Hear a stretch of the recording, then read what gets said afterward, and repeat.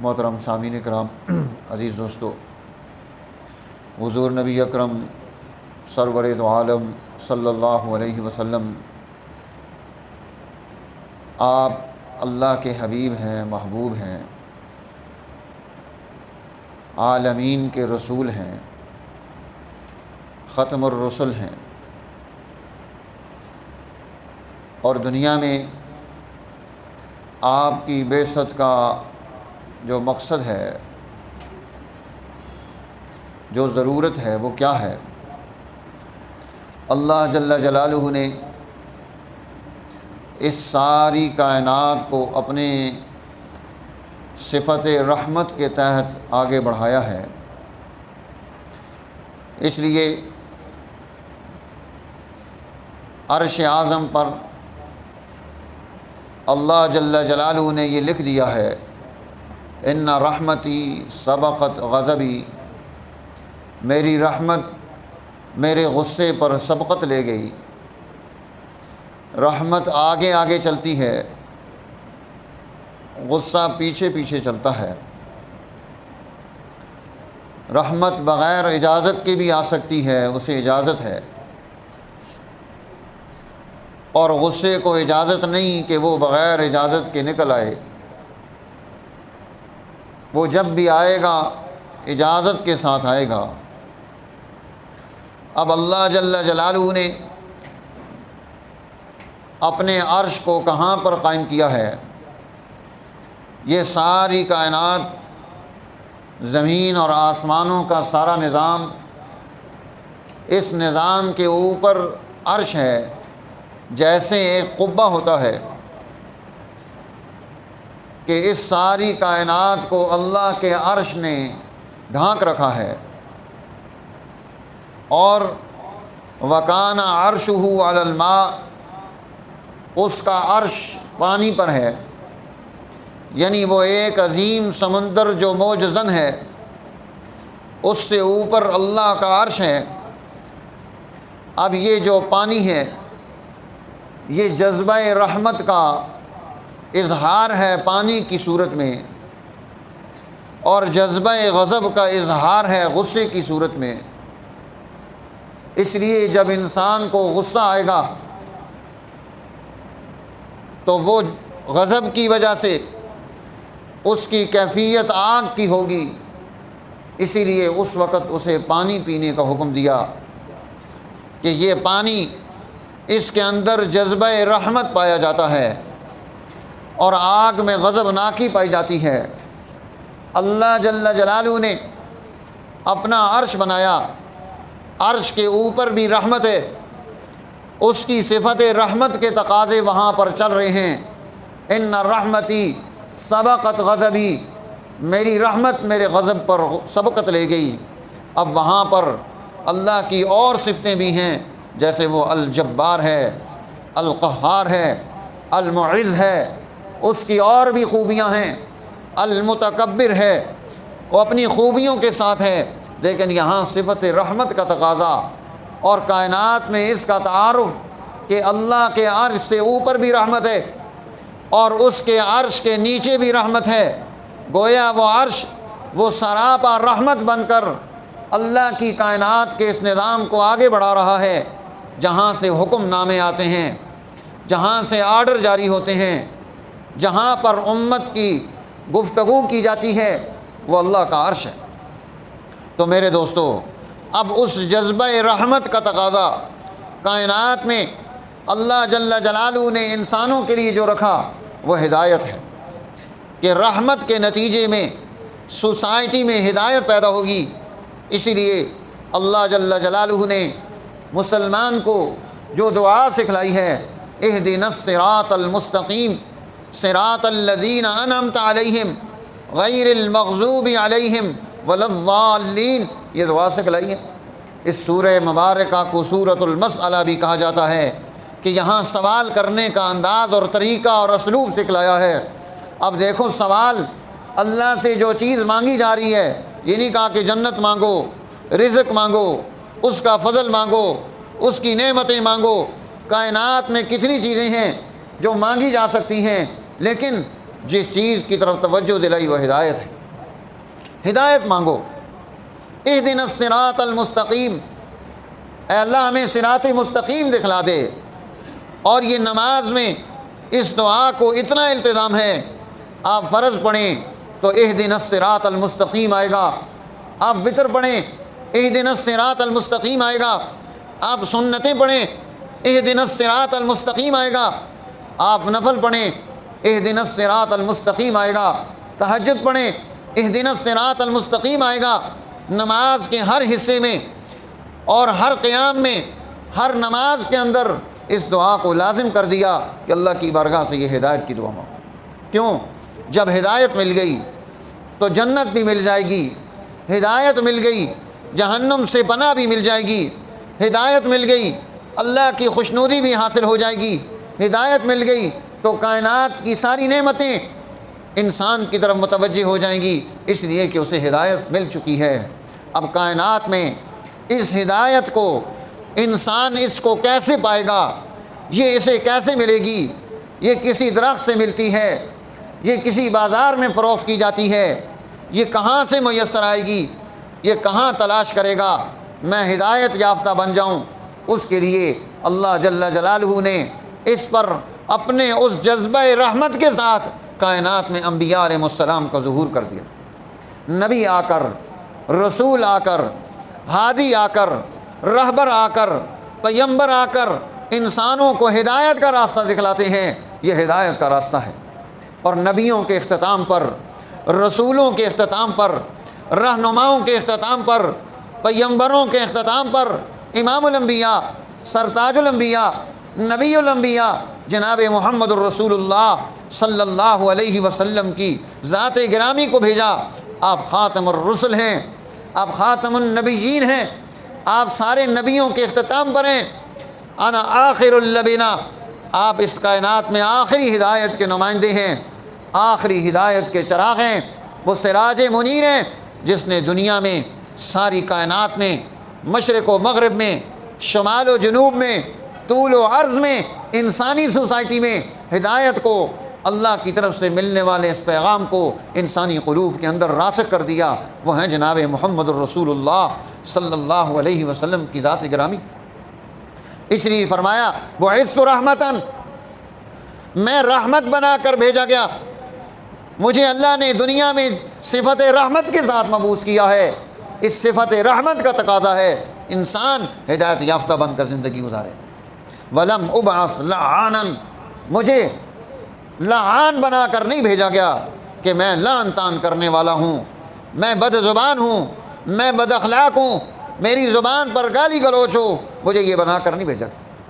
اللہ کے نبی، کائناتوں کے امام، رحمت للعالمین، رحمت بن کر انسانیت کے لیے دنیا میں کردار ادا کرتے ہیں، آپ لعان بن کر کردار ادا نہیں کرتے۔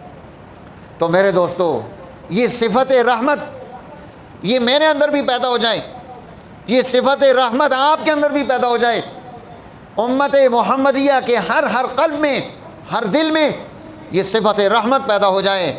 اب اس صفت رحمت کا تقاضا کیا ہے کہ ہماری سوسائٹی سے، ہماری زندگی سے، ہمارے گھر سے، ہمارے بازار سے، ہماری عدالت سے، ہماری تمام سلسلوں سے وہ صفت رحمت موجود ہو اور زحمت نہ ہو، لعان کی صفت نہ پائی جاتی۔ آج جب ہم اپنی سوسائٹی پر غور کرتے ہیں تو ہم نے صفت رحمت کو پیچھے پھینک دی۔ ہر آدمی اللہ کی صفت رحمت کو چھوڑ کر وہ غضبناک ہو کر زندگی گزارنا چاہتا ہے، اس کی زبان پر لعنت ہے، وہ دوسروں کے لیے مصیبت ہے، وہ عذاب اور رحمت بنا ہوا ہے، ہر ایک نے دوسرے کو پریشان کر کے رکھا ہوا ہے۔ آج انسانی سوسائٹی میں انسانوں نے انسانوں کو پریشان کیا ہوا ہے، باہر سے کوئی اور مخلوق تو نہیں آئی کہ جو جنگلوں سے نکل آئی ہو، جو آسمانوں سے اتری ہو، جو کسی غار سے نکل آئی ہو اور اس نے آ کر ہمیں پریشان کیا ہو، ہمیں ہمارا اپنا ہی پریشان کر رہا ہے۔ اس نے صفت رحمت کا وہ حصہ حاصل کرنے کی کوشش ہی نہیں کی۔ میرے دوستو، ربیع الاول آتا ہے، ربیع الاول گزر جاتا ہے، ہم حضور علیہ السلام کی صفتیں بیان کرتے ہیں، آپ کی شان میں نعتیں پڑھتے ہیں، قصیدے بیان کرتے ہیں، اور پھر اس کے بعد خوش ہو کر کھا پی کر فارغ ہو کر چلے جاتے ہیں۔ تو کیا یہ چیزیں ہمارے اندر بھی آنی چاہیے یا نہیں آنی چاہیے؟ اللہ کے حبیب صفت رحمت کے ساتھ کائنات میں چل رہے ہیں، آپ کی زندگی نمونہ ہے، اسوہ ہے، آپ کی پوری زندگی آپ نے کسی ایک انسان کو، کسی جان کو، کسی کو آپ نے تکلیف دی؟ نہیں، سوال ہی پیدا نہیں ہوتا اللہ کے حبیب سے کسی کو تکلیف ہو رہی ہو۔ ایک یہودی نے آپ کو پکڑ کر بٹھا لیا، قرضہ میرا دینا ہے، بیٹھ جاؤ یہاں۔ اب آپ بیٹھ گئے، ایک نماز ظہر کی وہاں پڑھی، عصر پڑھی، مغرب پڑھی، عشاء پڑھی، وہاں بیٹھے ہوئے ہیں، صحابہ آ رہے ہیں، اسے آنکھیں دکھاتے ہیں، غصہ کرتے ہیں کہ تم کیا کر رہے ہو، غلط کر رہے ہو، اللہ کے محبوب کو، کائناتوں کے امام کو، رحمت للعالمین کو تم نے یہاں بٹھا رکھا ہے چند پیسوں کے لیے۔ اب جب وہ غضب ناکی بڑھی، غصہ بڑھا، اللہ کے حبیب صلی اللہ علیہ وسلم نے انہیں روک لیا کہ تم کیا کر رہے ہو؟ کہ یا نبی اللہ یہ زیادتی کر رہا ہے آپ کے ساتھ۔ فرمایا نہیں، تمہیں اس کو ڈانٹنے کے بجائے مجھے سمجھانا چاہیے تھا، کیونکہ میں نے اس کا قرضہ دینا ہے، اس نے میرا قرضہ نہیں دینا، یہ حق بجانب ہے، یہ مجھے روک سکتا ہے، میرا قرضہ اس پر جو موجود ہے وہ اترنا چاہیے۔ اللہ کے حبیب وہاں اپنی اس صفت رحمت کے ساتھ کام کر رہے ہیں، وہاں عمر جیسا آدمی بھی پھر رہا ہے جسے دیکھ کر بڑے بڑوں کا پیشاب نکل جائے، جس کو دیکھ کر شیطان راستہ تبدیل کر دے، لیکن جرت نہیں کہ اس یہودی پر کوئی ہاتھ اٹھائے۔ اللہ کے حبیب انہیں سمجھا رہے ہیں کہ تم اس طرح نہیں کر سکتے، صفت رحمت ہے۔ جب اس کا ٹائم پیریڈ پورا ہوا، اس نے کہا مجھے کلمہ پڑھا کر مسلمان کر دو۔ میں نے اپنی کتاب میں پڑھا تھا کہ یہ رسول اور نبی یہ فالتو باتیں کرنے والا نہیں ہوگا، غضبناک نہیں ہوگا، اس کے اندر صفت رحمت ہوگی، یہ گالیاں دینے والا نہیں ہوگا، یہ بد اخلاق نہیں ہوگا، یہ ترش روح نہیں ہوگا۔ اس لیے میں چیک کرنا چاہتا تھا کہ ان میں وہ صفت موجود ہے یا نہیں موجود ہے۔ میرے دوستو، آج ہمارے اندر سے یہ صفت ختم ہو گئی، تلاش کرنے پر بھی ایک آدمی نہیں ملتا جس کے اندر صفت رحمت موجود ہو۔ ہزاروں لاکھوں کے مجمع میں پوری بستیاں خالی ہیں، ہمارے اندر سے وہ خوبیاں نکل گئیں جن خوبیوں کی تلاش کی ضرورت ہے۔ آج ہم مسلمان ہیں اور اللہ کے حبیب کی صفات، آپ کی خوبیاں، آپ کے کمالات ہم نے اپنی زندگی سے دور کر دی۔ بعثت رحمتاً، میں رحمت بنا کر بھیجا گیا ہوں۔ آپ ایک جانور کے لیے بھی رحمت ہیں، آپ نے اس کے لیے قانون دے دیا کہ اس کی پیٹھ پر بیٹھ کر اسے ممبر مت بناؤ، اس پر بیٹھ کر مزے سے باتیں مت کرو، اس کے کھانے کی ضرورت کو پورا کرو، اس کی ضرورتوں کو سمجھنے کی کوشش کرو۔ اللہ کے حبیب مالکوں کو یہ بات سمجھا رہے ہیں، کسی کا اونٹ شکایت لے کر آ رہا ہے، کوئی اور چیزیں آ رہی ہیں۔ بعثت رحمتاً، آپ سوسائٹی کے کمزور طبقے کے لیے بھی رحمت ہیں۔ آپ نے سوسائٹی کے تمام کمزوروں کو، بیواؤں کو، یتیموں کو، بے سہارا کو، بے آسرا کو آسرا دے کر، سہارا دے کر اس کا مستقل مسئلہ حل کر دیا، اس کے لیے سسٹم پیدا کر دیا، قانون دے دیا۔ بعثت رحمتاً، آپ رحمت ہیں، کوئی ہاتھ ایسا نہیں چھوڑا جو مانگ رہا ہو۔ سوسائٹی میں کوئی ضرورت مند ہو، سوسائٹی میں کوئی بھوکا ہو، سوسائٹی میں کوئی ایسا آدمی ہو جس کے پاس وسائل معیشت نہ ہو۔ بعثت رحمتاً، حضرت عائشہ صدیقہ طیبہ طاہرہ رضی اللہ تعالیٰ عنہ فرماتی ہیں، اللہ کے حبیب لیٹے ہوئے ہیں، کبھی دائیں کروٹ کو لیٹ جاتے ہیں، کبھی بائیں کو لیٹ جاتے ہیں، کبھی بیٹھ جاتے ہیں، کبھی لیٹتے ہیں۔ میں نے پوچھا یا نبی اللہ کیا بخار ہے آپ کو؟ فرمایا نہیں۔ کیا آپ کے پیٹ میں درد ہے؟ فرمایا نہیں۔ کیا جسم کے کسی حصے میں تکلیف ہے؟ فرمایا نہیں، کوئی تکلیف نہیں۔ آج رات کے آخری وقت میں ایک انڈے جتنا سونا بیت المال میں آ گیا تھا، اس نے مجھے پریشان کر رکھا ہے۔ میری قلم رو میں، میری مملکت و رعیت میں کوئی گھر رات کو بھوکا ہو اور یہ میرے پاس سونا موجود ہو اور اس تک نہ پہنچا ہو، اس وجہ سے پریشان ہوں۔ حضرت بلال کو آواز دی، لبیک یا رسول اللہ، حاضر ہیں۔ فرمایا جاؤ تلاش کرو ہماری سوسائٹی میں غریب گھر کون سا ہے، محتاج گھر کون سا ہے، ضرورت مند گھر کون سا ہے، اس کی کتنی ضرورت ہے، اس کو اتنی ضرورت دے کرو۔ ساری رات بلال پھرتے ہیں، ضرورت مندوں کو تلاش کرتے ہیں، ان میں اس سونے کو تقسیم کر کے صبح کے وقت میں آ کر آواز دیتے ہیں یا نبی اللہ میں نے سارا تقسیم کر دیا ہے، ساری رات اللہ کے حبیب کی تڑپتے ہوئے گزر جاتی ہے۔ یہ ہے بعثت رحمتاً۔ سوسائٹی میں ایک آدمی بھی کمزور اور ضرورت مند نہ رہے، یہ بعثت رحمتاً ہے، اللہ کے نبی رحمت بن کر آئے دنیا میں۔ میرے دوستو، آج ہم اپنی سوسائٹی کے لیے کیا کردار ادا کرتے ہیں؟ ہم نے تو یہ کرنا ہے کوڑا اٹھا کر پھر کر کے شاہ پر پھینک دینا ہے، جہاں تک مرضی ہے چلا جائے، جس کے کپڑے گندے ہو جائیں۔ کل میں یہاں القریش دواخانے میں بیٹھا ہوا تھا، سامنے روڈ کے اس طرف آپ کی طرف میں ایک آدمی نے وہ چلتے ہوئے کیلا کھایا، گاڑی میں بیٹھے ہوئے کیلا کھایا اور چھلکا باہر پھینک دیا۔ ادھر سے ایک نوجوان بچی گزر رہی تھی، بہن اور بھائی، اس کا پاؤں اس پر آیا، وہ پھسلی اور وہ گر گئی۔ دیکھتے دیکھتے ہمارے بعثت رحمتاً، ہم کیسی رحمت بنا کر بھیجے گئے، ہم کس رسول کو ماننے والے ہیں، ہم سوچتے بھی نہیں ہم نے کتنا غلط کام کر دیا۔ کسی کی ٹانگ ٹوٹ جائے، کسی کا بازو ٹوٹ جائے، کسی کا پردہ خراب ہو جائے، ہم نے تو کام کر دیا، بٹ ٹھیک ہے، یہ کیسا امتی ہے رسول اللہ کا، یہ کیسے نبی کا نام لینے والا ہے، اس کی زندگی میں رحمت نہیں، عذاب ہیں، زحمتیں ہیں، پریشانیاں ہیں۔ کیوں ہیں؟ فرمایا وَلَمْ أُبْعَثْ لَعَانًا، میں لعان بنا کر نہیں بھیجا گیا۔ آج ہماری زبانوں پر لعنتیں کیوں ہیں؟ ہم کیوں بکواس کرتے ہیں؟ ہم کیوں بد اخلاق ہوتے ہیں؟ ہم کیوں غضبناک ہوتے ہیں؟